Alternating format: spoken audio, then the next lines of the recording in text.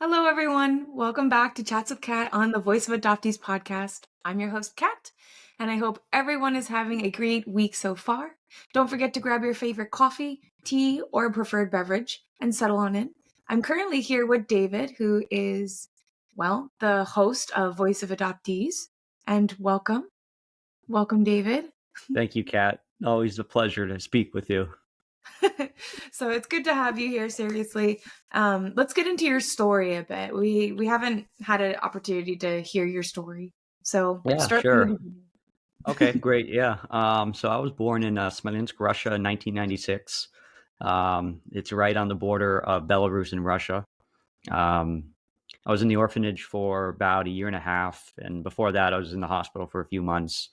Um, After that, I was adopted by an American family to New Hampshire. Two really great parents, both veterinarians, retired pretty much at this point. They just do consulting, but so grew up with pets, and they're wonderful people. Um, and So normal childhood, nothing really crazy. Um, I always knew I was adopted. My parents never kept it a secret or anything like that. I still remember when I was little, I'd ask questions to my mom about like why am I from Russia? And they had to explain, well, this letter that says your mother was, too poor. She basically couldn't afford to raise you. So that's why we came in to help, and here you are. So they tried to put it in terms that, someone young could understand. But I mean, I understood it, but at the same time, I didn't really think much of it because I was so young. It just kind of went, yep, cool. So besides that, I didn't really think about it much until my friends honestly would ask more questions about it than I would. They thought it was the coolest thing ever, especially when the first, like, I'm trying to remember. There's this question in high school I had. One of my friends asked me one time if like Russia and America ever got in a war. They're like, would you ever like fight for the other side because you were from there? I'm like, no. Yeah, I know it's a weird, odd question, but then I was thinking about that. I'm just like, that's a little cool in some weird, twisted way. But um, anyway, so it was about when I was 17 when I started just thinking more about my adoption. And honestly, it's not a really impressive like reason why I wanted to search. You got all these adoptees who come on, as you know, and share. Oh, well, I did it for identity. I did it to help this, help this. Truth is, I was bored one night.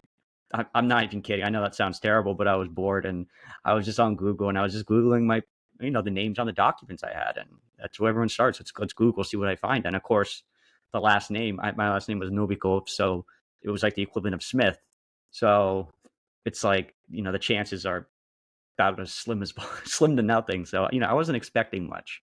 And that's why I tell people who go in to do searches is don't expect, positive results. I know that sounds negative to say, but Mm. if you go in there with low expectations and you get just a tiny bit of information, you at least got to step up. But so eventually, I hired a private investigator. Um, his name was Tony Carruthers. He lived in my home city, Smolensk. Unfortunately, passed away recently, but he was an awesome guy. He did thousands of searches for Russian adoptees, and he told me the same thing. He said, "Look, your last name's very common. We might not find anything, so don't expect anything." And he was blunt, put it that way. And I said, "Yep, that's fine." I don't know. Like it's hard to say how I'd feel if I didn't get any results because I did, but I mean, I was so like relaxed about it even before. It's not that I didn't care. Again, I just didn't take much interest. So even if I didn't get much information from it, I feel like I might be okay with it for a while. I don't know. I who knows? But it was just it was luck. That's all it was. And the search lasted about 3 days. They found my grandmother's first, and then the grandmother brought my aunt in, who then they called my birth mom out in Siberia. She ended up moving out to Norditsk. It's like a really big nickel company. You Google it; it's all over everywhere. Norditsk nickel. It's like everywhere apparently. But um, so and she was so happy to hear that I reached out and wanted to find them because she's been holding a secret for her entire life, that I existed. So the whole family didn't really know I was alive. And turns out I had siblings that I didn't know about, and they were happy to now have an older brother in the United States. And yeah, from there, it's then about a year later, after my first year of college, The summer of 2014, I went back to Russia for a trip. I brought my adopted parents with me. My adopted dad lasted 24 hours and then left and went home.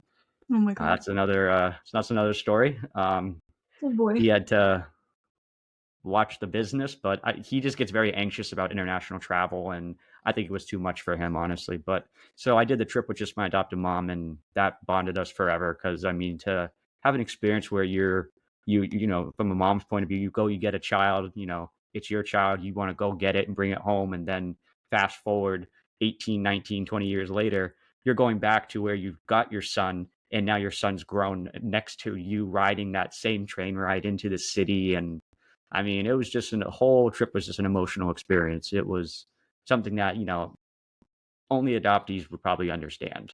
It's on a whole different level that a lot of people cannot even comprehend. And so yeah, I went over there and, you know, I did the touristy stuff. I saw the capital, of course, and took a train ride to my city and got to meet my family members. And you know, they drove me around the countryside, and apparently I had a cousin who was a nun and was at a nice monastery and made fresh milk and bread for us. And it was just like these really cool experiences that like you would just never get, or you know, or funny like random things would happen, like how my mom and I ended up at like a bathhouse in the middle of nowhere in Russia, where the females went on one side, men went on the other side, and you know, you went down, dunked 3 times, and they all shout things in Russian at you. So you know, there's just a lot of really cool things that went down in Russia, up in Russia, over in Russia, whatever.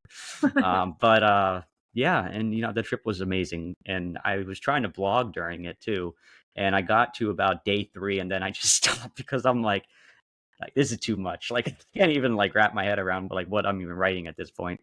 Um, but you know, the whole trip was amazing, and then after that, you know, I just kind of stayed connected with my Russian side a bit more because I promised them I would. And you know, I started a Facebook group I almost said Russia.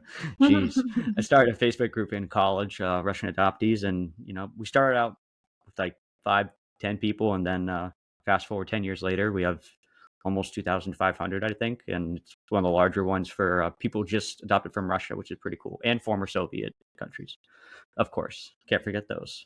Mm. Um, so yeah, and then from there, it kind of just I don't know, just transcended into a podcast and part 1 of my book that I wrote about my story, and interviewing amazing people on this podcast that you also interview as well, and we get to hear their story too, and it's a way of giving back, and that's kind of why I'm doing all this, and that's pretty much the overview of my story. Yeah.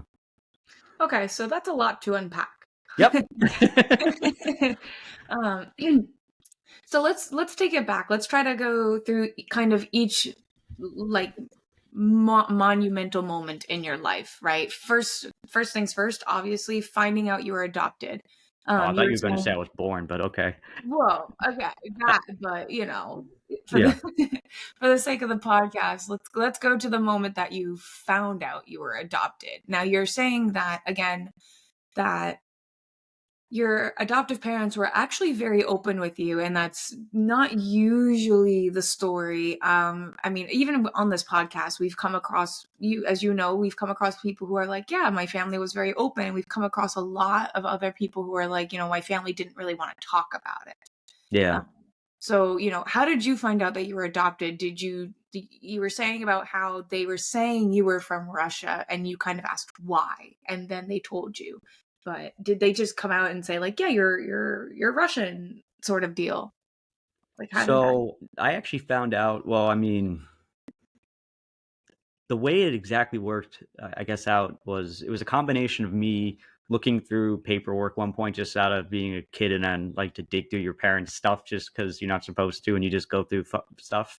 I Yep. ran into those files when I was a kid, and you know, just was just reading them for fun. But even before that, I believe it was actually like a form for school. Like we were working on a project of, you know, tell us about where you were born, Yep. and my answer was very different than a lot of people, than a lot of kids. Because I Hmm. remember there was a question in there like, "Oh, what town or city are you born in?" and it specifically said in America. I put my hometown in New Hampshire because Right. so I and my mom was looking at it one night and she was just like, well, technically, she's like, well, David, you technically weren't born here in the US. You live here, but you were actually born across in another country. And I thought that was cool as a kid. And of course, I didn't really understand.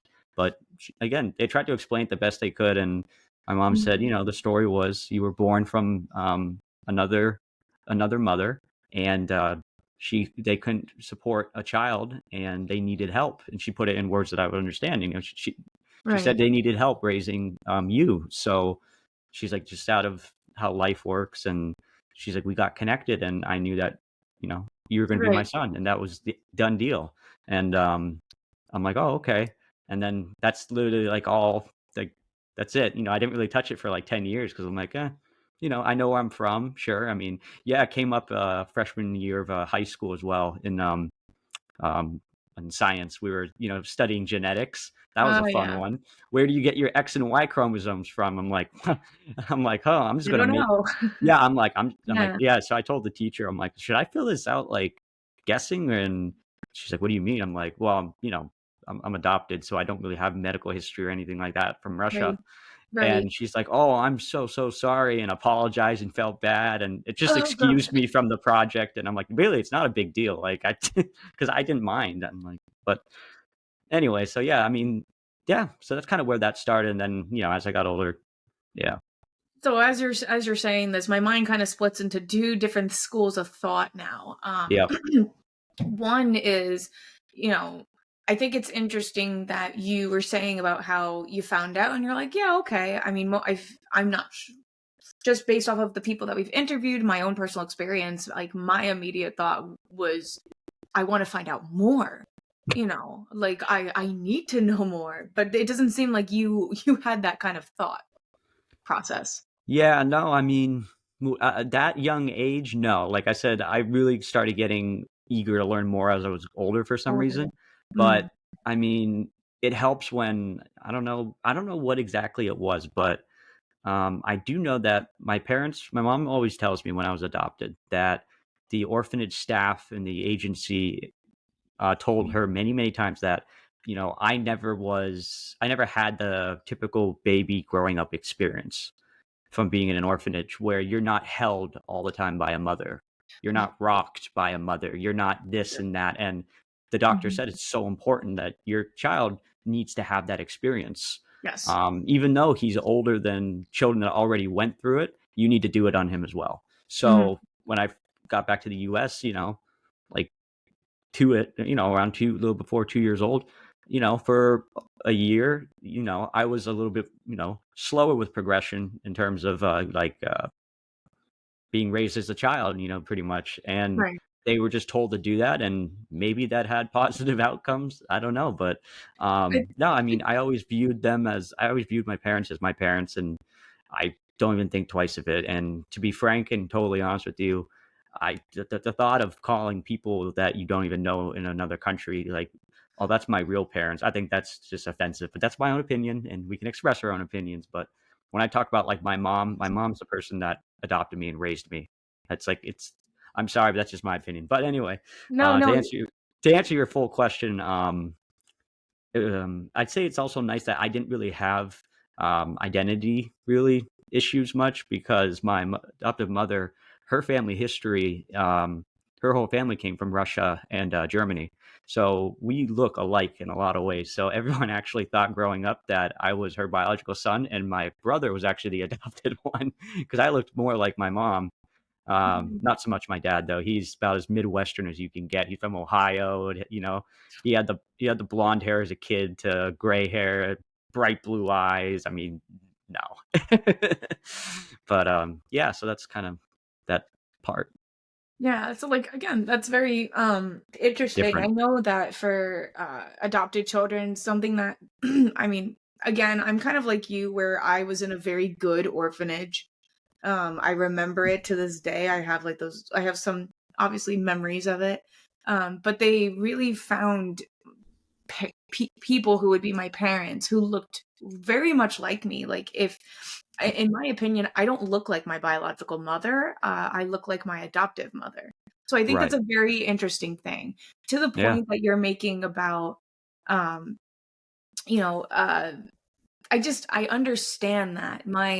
It's funny because my adoptive mother passed away recently, and then a month later, my biological mother passed away. And it's interesting because for me, it's much harder knowing that my adoptive mother is gone versus my biological mother, because at the end of the day, I've always had it in my head, once I really grew and understood everything at an Yeah. older age. When you're young, you don't really understand sometimes. But when I was older, it was more like, my adoptive mother is my mother, because she is not only the person who raised me, she gave me every moral, every value. She raised me to be a certain type of person, a good person. Whereas Right. my birth mother gave birth to me, and that's it. Yeah. You know what I mean? Yeah. It's that sort of mentality. I feel like a lot of adoptees are not at that point yet. Some never get there. But I Yeah. feel like now I have, clearly you have definitely been there for a much longer amount of time than I, and I have just gotten there. Yeah. So, I think that's like a general thing, where for adoptees, differentiating the difference, because a lot of adoptees say that their biological mother is their mother versus the adoptive parent who has raised them. Not everyone has good experiences. So Yeah, talk to me. and unfortunately, it feels like, and part of the reason why I started the podcast and why we interview people is you Mhm. want to get everyone's story, good and bad. Right. And it's always sad, of course, to hear the negative stories, but it seems like they're the ones that you hear first because people finally have a platform where they can really feel comfortable and come out and say, look, this really happened to me. I didn't, that's, they say, that's great that you had a positive experience, but, I didn't. And then Mhm. it's, it hurts to hear because you wish that they had a good experience because, that's in some ways, when I first started everything, I always apologize to everyone because I'm like, I'm sorry, like I'm asking these questions, but I can't relate to your there is no average adoption story, but there's a lot of things I can't Mhm. relate to. Like there was really no negative experiences. Everything was lucky for me. Everything turned out pretty well, almost perfect. I mean, I have no complaints about anything. I mean, in terms of identity issues, I mean, yeah, sure, I feel maybe anxiety problems probably started from Russia. I know a lot of us get anxiety, but then again, I feel like everyone in this world has anxiety at this point. But Mm. um, I don't know. I mean, but yeah, in elementary school for a couple years, I had extra language support for English because my Mhm. writing was so god awful. It was terrible. I mean, my writing's still bad. Like, I mean, like handwriting, like Yeah. computer writing, no problem. Like I can type a lot of words per minute, but I don't. Besides that, I mean, I was never bullied for being adopted. I never had bad experiences in school. I mean, I don't know. Like I grew up in a very kind of boring town. Like Right. it wasn't anything special, but it wasn't a city with a bunch of people. It was just I don't know. I had, like I said, I really had a relaxing kind of childhood and a nice life growing up. So in some ways I feel, my heart hurts for the people that have such bad experiences and, to get adopted and you already have to face the fact that, one set of people couldn't afford to keep you or they just, for whatever circumstance, they couldn't raise you. So you already have to deal with that in your head, right? Mm. That in some people, the way they see it is, I was already abandoned once in my life.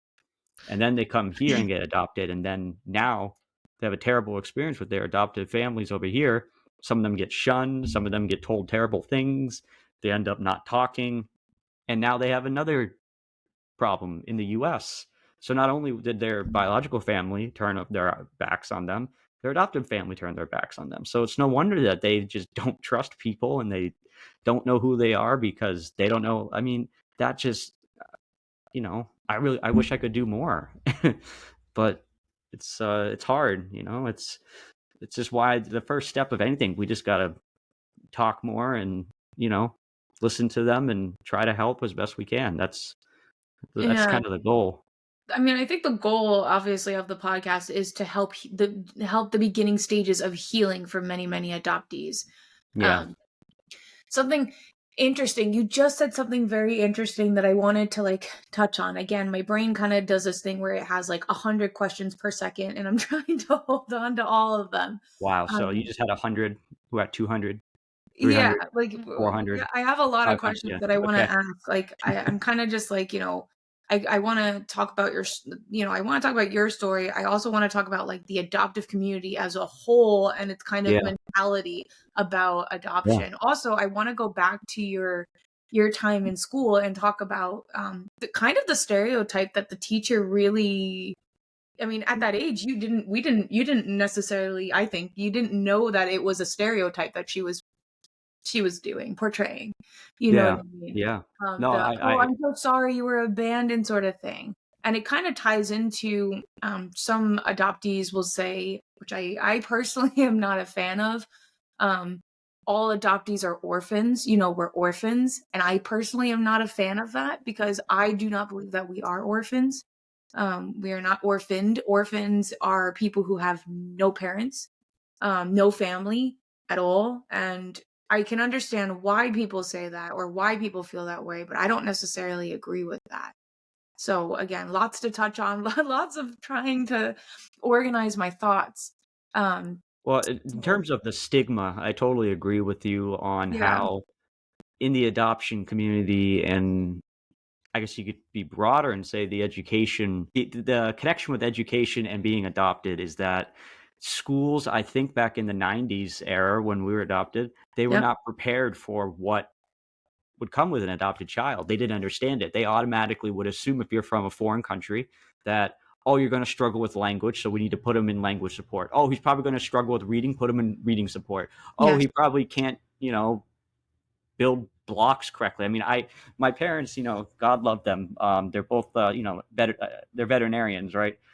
So they had to go through, extensive veterinary medical school as well. So they understand pretty much as MDs do about certain medical mhm, terminology. And they had me tested beyond belief when I was adopted and came back to the States by like the best hospitals in Boston. They had mm, me run through neurological testing because my dad's a neurologist, so he wanted to see how my brain worked as a child. I mean, talk about right, type. I mean, they are type A people, but geez.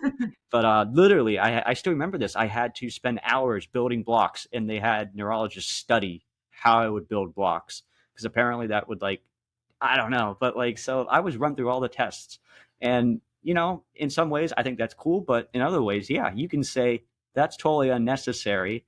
Why are we doing this? Because you're fueling that whole he's adopted, so he must have issues, right? yes. And I was about to that's what say, really upsets a lot of people in the adoption community, and that's why I think I interviewed someone, and the theme of it was, at the end of the day, we're all human beings.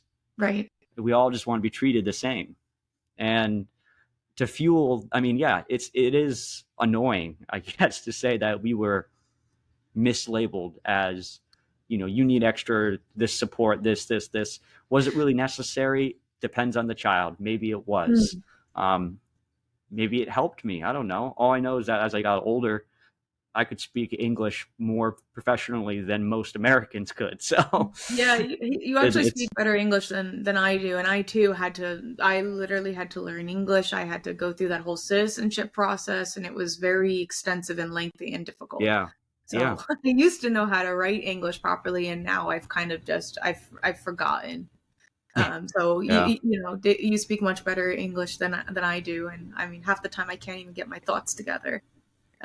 Something else I want to like again going back, I want to touch on because to me I think it's very important to kind of like I'm really happy that you had a really great positive childhood, and so I want to steer away from that for this sake because I feel like with you I can have a real open honest conversation. I want to Yep, talk about the yep, adoptee community. This is what we do. yeah, This is what we are here to help. We not only interview adoptees, we interview adoptive parents, and we get their take yep. That's right. on adoption and the adoption process. Um, so I wanted to just interject this where I was watching a show called Catfish, as we all know in America.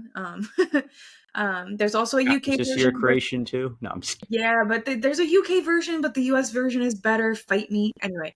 So I was just watching it with my boyfriend, and the the woman who catfished was really saying about how she went through foster care and she was adopted, and like she had a really rough life, and that is the reason that she did all of these things. And sometimes it's actually portrayed in like TV shows and media, when that adopted children, adopted individuals, foster care individuals kind of come, like you said, with a set of problems.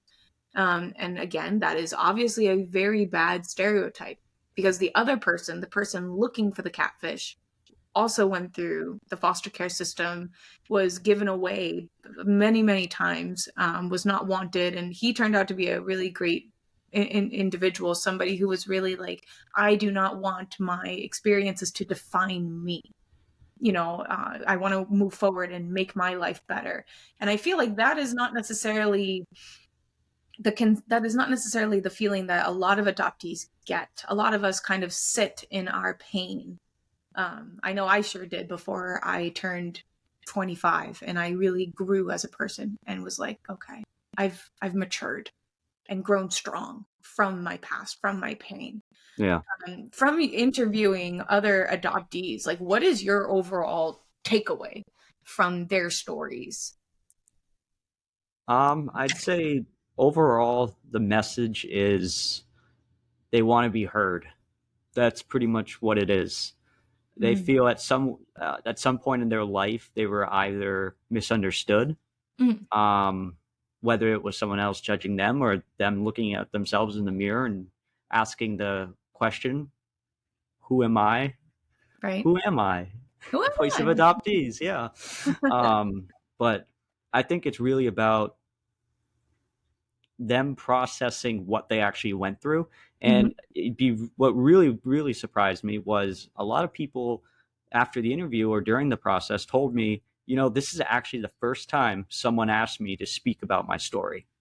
And I'm Mhm. like, you're how old again? And some of these people are almost 30 years old, and they're like, no one has ever bothered to ask me my whole life about what happened to me in Russia, or what's my story. And that gets you thinking, like, okay, well, we need to uncover this and figure out why.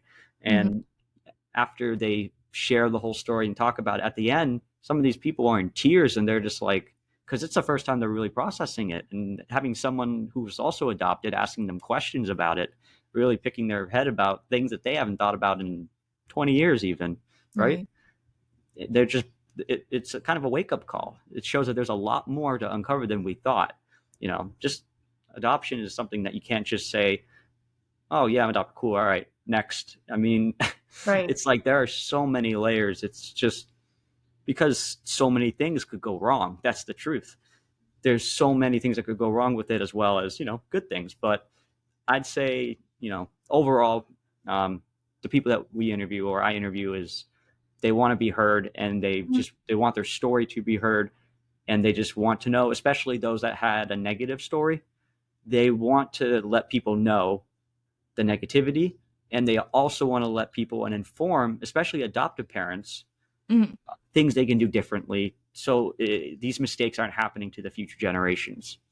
Yeah. Yeah, no, I exactly. And I was bringing up like the stereotypes and kind of just the cliches and just like people in general in the media, because I have seen adoption and foster care be portrayed in a very sort of specific way, where it's just inherently 100% negative.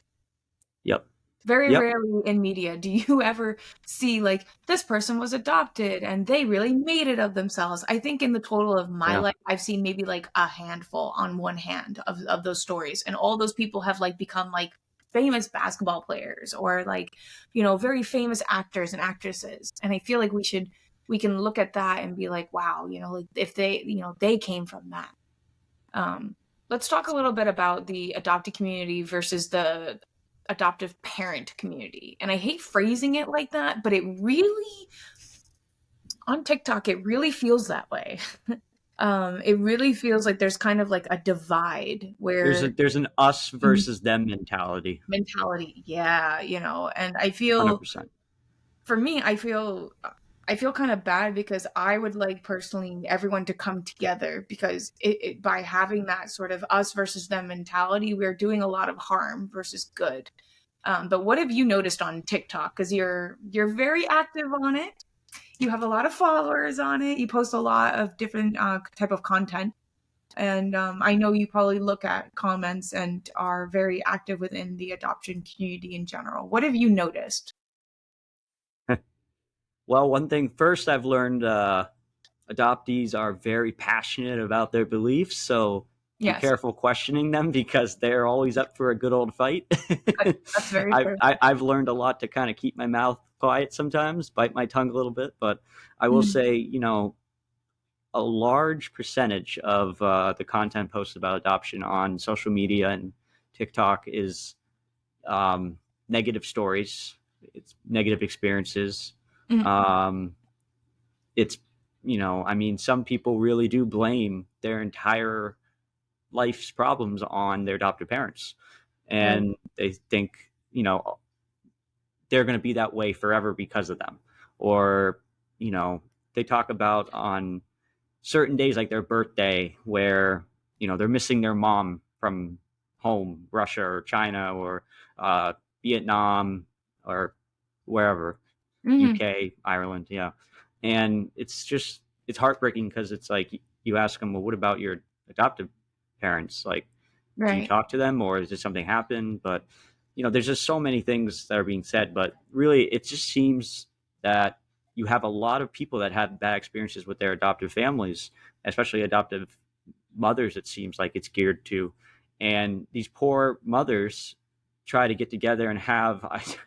This is heartbreaking to say, but I actually saw this small little multi interview going on TikTok where it was about five or six birth mothers all on TikTok video chat having chats about adoption because they want to know, hey, I'm starting to get literally bullied online from random people who are adopted saying Yes. I'm a terrible person because I did this.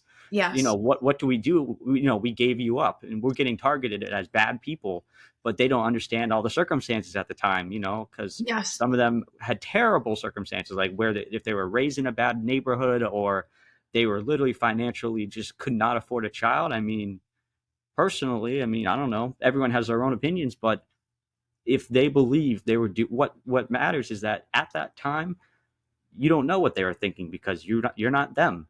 Right. But you got to understand that these adoptive parents, I'm sorry, biological parents, especially biological mothers, they had a choice to make. And at that time, they legitimately thought what they were doing was the right thing, Right. despite what other people think or the government may say over there or in any country Right. or on all this. They legitimately thought it was the best case at the time. And to be fair, there's a whole private side that no one wants to talk about adoption, more like the dark side, I'd say, where you get into the trafficking, you get into the stuff Yeah. that nobody wants to talk about. But the reality is a lot of these birth parents, they had no idea that was happening to their children. That's Mm-hmm. what people don't want to admit. But they don't know that their child ended up somewhere that their doctor lied to their face, said, oh, we'll put him in an orphanage, he'll be fine. And that didn't happen for that child. That birth mom legitimately thought and was being told at the time by a doctor that your son's not going to make it, he needs to, he's going to die. And I mean, my biological mother in Russia was told that I wasn't going to make it, Right. that he was born too premature.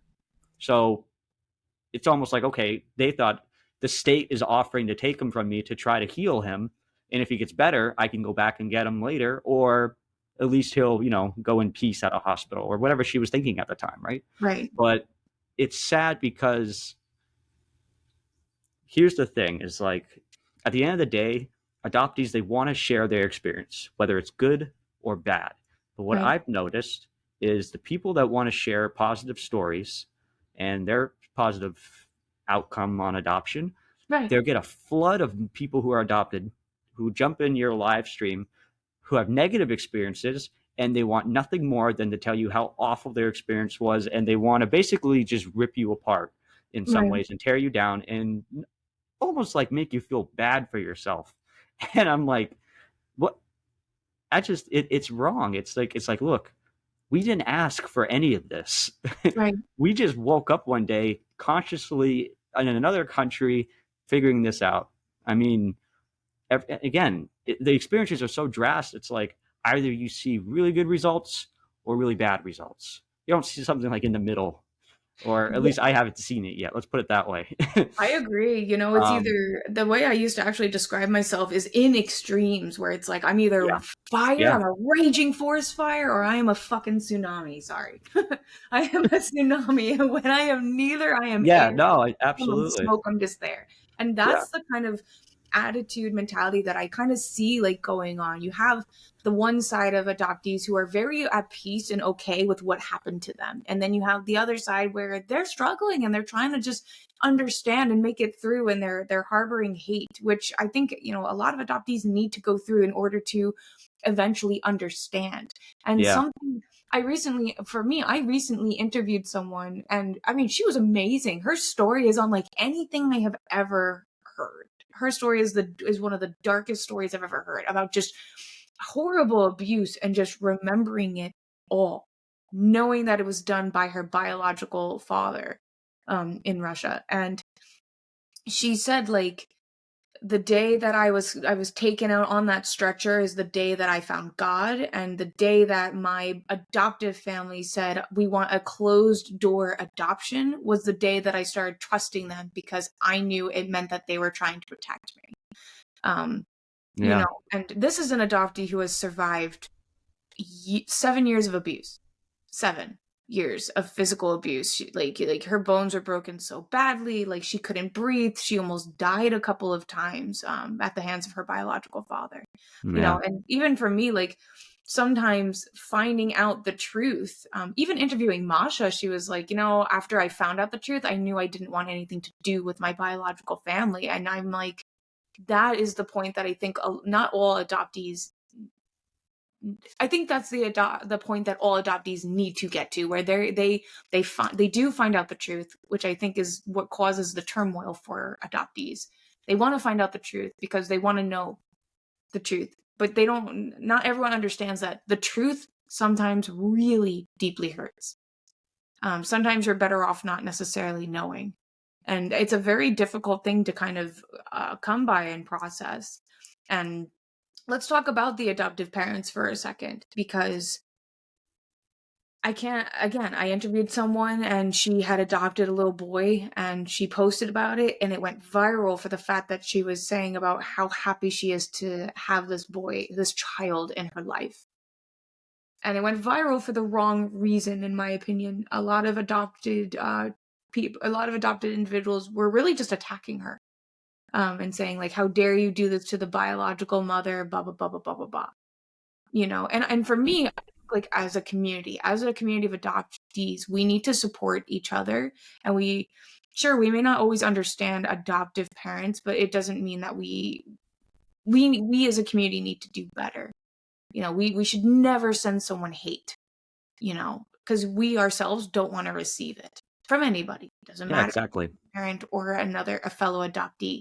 We Right. should just not send each other hate. We should be open and willing to listen to each other's stories. Anyway, that wasn't really a question. It was more of like an observation. Um, have you interviewed adoptive parents on your part of the podcast? Yes, yeah, a few, Okay, so including my own adoptive mother. so what is their overall, like, you know, mentality, consensus? You know, do they all say the same sort of thing in terms of adoption and Um, healing and whatnot? yeah, well, yeah, the so far the 3 or 4 adopted parents that I interviewed so far, they all had very positive experiences. So it was Okay. nice talking to them because they all did it for the same reason. Most of them believe that a couple of them, including my own adoptive mother, they were getting older in their 30s, and trying to have kids was getting harder. Right. So, genetically speaking, I guess.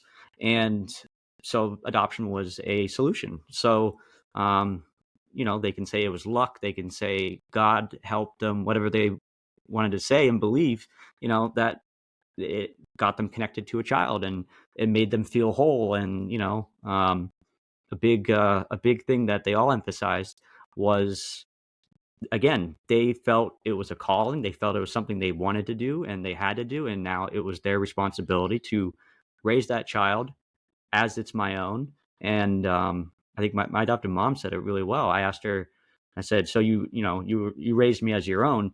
And she said, not, she corrected me. She said, I'm not raising you as my own. You are my own child. Right. So she rephrased that and said, like, she doesn't distinguish, it's like it's weird because adoptees, we call them like adopted parents, biological Right. parents, and the adopted parents only refer to them as your kid or my kid. They don't say, Yes. "Oh, my adopted son from Russia." They don't distinct. I mean, maybe some do, but I haven't met one yet. Let's put it that way. So Mhm. they, because they're like, we want the child to be, it's our child. We Yeah. adopted him to our family.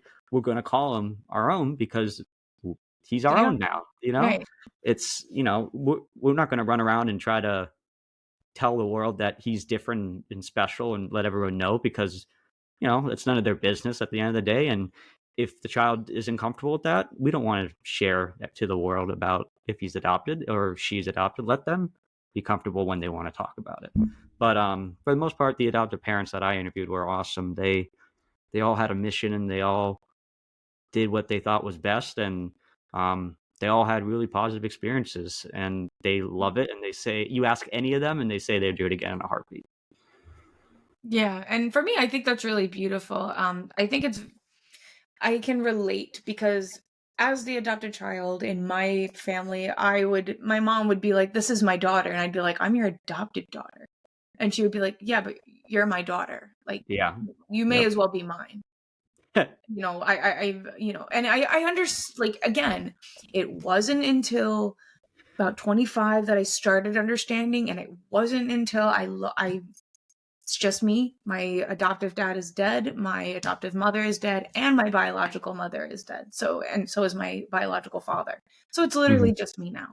And it wasn't until that I started really deeply understanding why my mom acted the way that she did, why she did certain things. I didn't always agree with her, right? Yeah. So I think it's very interesting that each adopted all adoptees have different stories. That each person has a different take on it. Some are very open and about their feelings. Other people are like, I didn't really have these issues. Kind of like where you're coming from. You were Yeah. like, I Yeah. didn't feel this sort of negative thing. I didn't, you know. And I think other adoptees would be like, they're just suppressing it. Because every adoptee goes through that sort of identity thing, even if it's momentarily. Everyone goes through it, but it depends on how if you've traversed through hurt and pain and it's kind of like it's just built up a lot in your life as the adoptee. And as the adoptive parent, it's kind of like they're in a predicament where they don't know what to do. They want to help and don't necessarily know how. um and I think, from us having interviewed all of these different adoptees and adoptive parents, it's kind of like we can see the scope on both sides. Hmm. We can understand both sides, and Yeah.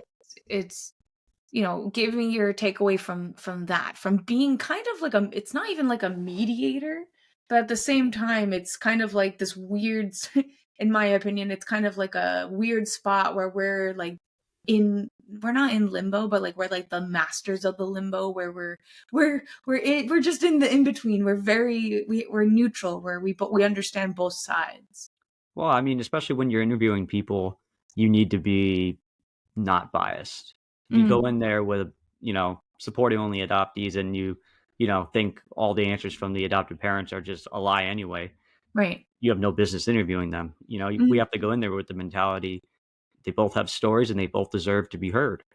And, you have people who complain, and one of the complaints from adoptive parents are, well, we don't speak about adoption much because every time we try to talk about it, we find every negative adopted person in the world suddenly come and start attacking us, telling us that, you stole a child, you ripped them from their mom's arms. Like, and yeah.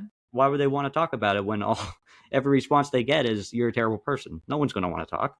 Right. So it's our job to one, make everyone feel comfortable when they come on and want to talk to us about what's going on with their story and their journey. And it is hard that, like you mentioned, being in the middle of two different, not sides. We don't want to call them sides because at the end of the day they work Viewpoints. together.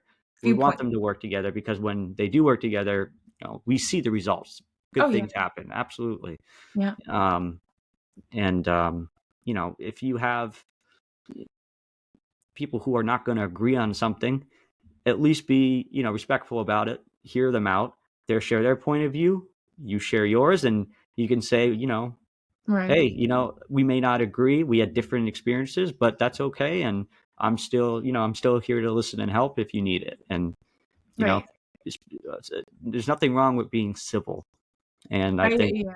I think that kind of went out the window, honestly, in society for the last couple of years. But Yeah, I don't think the civil thing is just like a sort of adoptee it's just versus parent. society in general. Yeah, That's just that's a yeah, social media thing. A lot of people are, yeah, yeah. yeah. So, um, but like getting back to it, I'm trying to see. You're saying about how you created Russian adoptees like in the dorm of your college with Hmm. these two other girls. Yeah. And I think like not only how did that happen, but what was the sort of consensus? Like you created with two other individuals that were adopted. How did you find them? So it was actually pretty easy because since people love to hear interesting stories, and as soon as you say you're adopted, people are going to know you only for that reason. Oh, yeah, That's the true. person adopted from Russia. That's literally how I was known my whole life, pretty much everywhere I go. Same. Because and it's the default thing you'd say, every icebreaker, tell us something about yourself. I'm like, oh, I'm Right. adopted from Russia because everyone's going to remember you. Everyone's going to remember you. Right. Easiest way. So, um, literally, I was just the first woman I met. Her name was Olya. She went to my school, Champlain College, and um, literally, I had was talking, on like the first week of freshman year. Just you're still talking to all new kids and doing icebreaker games. And as soon as I said in one class, I'm Mm, adopted from Russia, someone told me, "Oh, there's another person in your class who's also adopted from Russia. Do you know her?" And I'm like, "No." And then they just gave me her name and find her on Facebook and hey, you're adopted from Russia, I heard, and yeah, oh, me too. Let's meet up. Sure, done deal. It's very. That's one thing. Adoptees are very open people. A lot of them are. Like we will adjust to another adoptee so differently than we will to anyone else. I mean, very true. Good point. for whatever reason, I think it's just a matter of comfort and the whole emotional aspect. It's so deep that it takes someone to understand really what you're going through as another adoptee. But so Mhm. that's how I found Olya, and then the other girl um, was actually she was at UVM, so University of Vermont. Mm, UVM and my campus, they overlapped, so our buildings were like right next to each other. right. And I actually connected with her because her adopted mom, her name was Elena. So Elena's adopted mom reached out to me earlier that year because they were in the process of try and get paperwork from the consulate, and I was helping them do that. And all of a sudden, she somehow found out I was going to school in Burlington, and she said, "Hey, my daughter goes to school in Burlington, Vermont too. She's at UVM." I'm like, "Oh, well, I'm at Champlain." And so I messaged her daughter and said, "Hey, I met another adoptee the other day, and I heard you are too." And we Mm, started a three-way chat on Facebook, and I'm like, "Hey guys, come on over." I went. There's a European store nearby in Burlington, Vermont. I went and got some Russian cookies and tea, and I invited them over, and we all had Russian snacks in my dorm room. We were just chatting about where we were born and like right. what our stories were, where we're from, being raised by our parents, how that worked out, and we just connected on that level. And next thing you know, we were going out to like lunches and dinners and just having fun. And then yeah, then after that I was thinking, I'm like, this is a good experience. Like I had a genuinely good experience, and I feel that I want to offer something similar to anyone else that's adopted. And that's how I just got into the whole let's create a group and see who joins. And we had a big presence from New Zealand. They got on board pretty quick. And then as we know, our dear friend Sasha, Yes. Sasha Leonova, amazing woman. Mm, um, she joined, and after about 8 or 10 people, I'm like, all right, this is a solid group of people. And then it started getting bigger and bigger, and I'm like, okay, this is getting a little like out of control a little bit. And then it right. got to the True. point where I'm like, all right, like we have like thousands, like we need to start doing something. Like we can we need to do something professionally. Like we just have to. We have the numbers, we have the support, we have the following, and we can do something great. And that's really still what I believe is we can. Right. And I'm definitely I feel like I've been there to kind of support this vision because I too feel the same way. You and I are very much in general agreement where it's like we want to pay it forward Yeah, absolutely, 100%. to other Yep. adoptees to make sure that they know that they're not alone, to make sure that they can find other people who are not only also adopted, but who have felt similar things in the Yeah. Facebook group Russian Adoptees, Right. Right. which is specifically for Russian adoptees. Voice of Adoptees is the podcast that is for all adoptees. Yeah. We went from broadening, or we went from just Russian adoptees to really broadening it and trying to hear Former Soviet all Union. experiences. Yeah. Yeah. So not obviously Russian adoptees and former Soviet Union adoptees, but it's more just the transition and the progress and the way we're paying it forward, which is moving from a small group of adoptees to a larger scale where we want to pay it forward to all adoptees. We want to hear all of their stories because adoption is not something that only exists within certain adopted groups. Adoption, Right. whatever thoughts and feelings and processes are things that are experienced throughout all adoptive groups, and the experiences of the adoptive parent is not just from one adoptive parent. It's pretty much, in my opinion, it's quite unanimous. Every Yeah. adoptive parent goes through the same adoption process. They have to. It's the law, at least in the States. Um, they probably all go through very similar thoughts and feelings and paths while Yeah. going down that fears, and it's the same thing with adoptees. We all have that. So I feel like, this podcast is the way to kind of pay it forward and Yeah, our absolutely. experiences. And It all starts with educating people, and that's, we start from the bottom and we just work our way up. So, someone has to do it. Might as well be us. right. So like, what is a better, like, what is a different way that how do we educate differently? How do we educate others about adoption and the adoptee community, and we let the stories kind of be heard? How do we do that differently, in comparison to what's out there in the world right now? What makes us unique? I think what makes us unique is our mission is simple. It's very straightforward. Um, we empower adoptees and adoptive parents and foster care or whatever to come forward, share your story, good or bad, filtered, non-filtered. You just say it how it is, and we listen. And you let people know how your experience was. And we're different because, we aren't doing this for any other means besides legitimately trying to help people any way we can. And that's all I wanted to do from the beginning anyway. But, that's our kind of pitch to everyone, is that you can come on anytime. You can share your story. We're not going to judge you. We're going to help you. We have a great following, a great community of people. A lot of adoptees are, at the end of the day, I find to be understanding, good people, despite if they may have negative experiences. At the end of the day, they want adoptees to succeed. Some of them may say, because I didn't succeed, I want someone else to succeed. I want to watch that experience. Or they may adopt a child themselves and say, I'm going to give you the experience that I wish I had. Mm-hmm. And that's when it's a whole different level. And, but I think that's, at the end of the day, we have the podcast to spread the message, and social media to spread the message. And, we organizing meetups, which we've done in the past, which have been very successful. Well, a couple of them.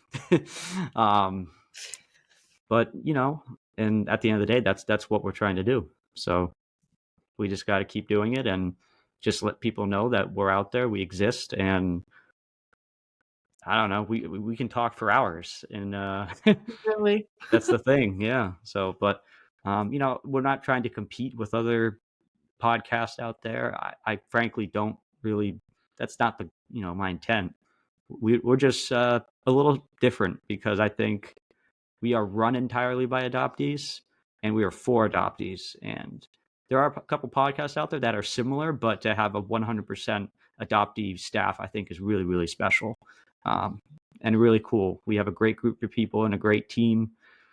Kat's okay. She's a decent producer. Oh, Yeah. you know, She's okay. But eh, we have an awesome team of people, and they do hard work. And we're just here to just let people know that adoption is something that deserves to be talked about. It deserves to have a platform, whether good or bad experience. And we hope that if you had a negative experience, that we can turn it around and give you a positive outlook in your current life. so thank you for joining me on this episode of Chats with Kat. A very special thank you to our guest, David. Everyone stay tuned for another episode of Chats with Kat every other Wednesday on the Voice of Adoptees podcast. Always remember, someone somewhere is thinking of you. You are not alone. Perfect.